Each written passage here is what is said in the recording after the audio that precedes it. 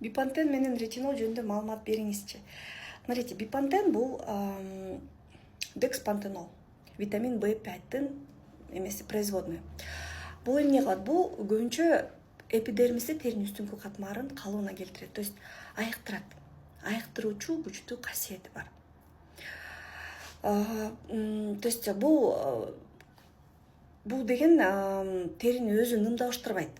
Просто теринин үстүнкү катмарын жамап